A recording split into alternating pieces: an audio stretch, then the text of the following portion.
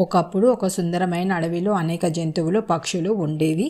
ఆ అడవిలో సింహం రాజు, జింకలు, కోతులు, ఏనుగులు, కుందేళ్ళు, పక్షులు అందరూ స్నేహంగా జీవించేవారు.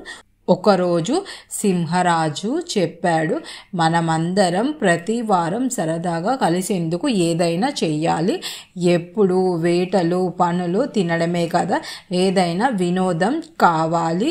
అప్పుడు కోతి చిట్టిబాబు చెప్పింది, రాజా, మనం ఒక థియేటర్ నిర్మిద్దాం, ప్రతి వారం సినిమా చూద్దాం. సింహరాజు ఆనందంగా అంగీకరించాడు. అప్పుడు అన్ని జంతువులు కలిసి పనిని మొదలు పెట్టాయి. ఏనుగులు పెద్ద పెద్ద చెట్లను లాగి స్తంభాలు చేశాయి. కుందేళ్ళు ఆకులతో కుర్చీలు తయారు చేశాయి. పక్షులు పైనుండి తాటాకులు తెచ్చి పైకప్పు కట్టాయి. నెమళ్ళు రంగురంగుల పూలతో అలంకరించారు. చివరికి అడవి థియేటర్ సిద్ధమైంది. అన్ని జంతువులు పక్షులు సాయంత్రం వచ్చి ముంగీస టికెట్లు ఇచ్చింది. గుడ్లగూబ లైట్లు ఆర్పింది. సినిమా మొదలైంది. పేరు సింహం సాహసం.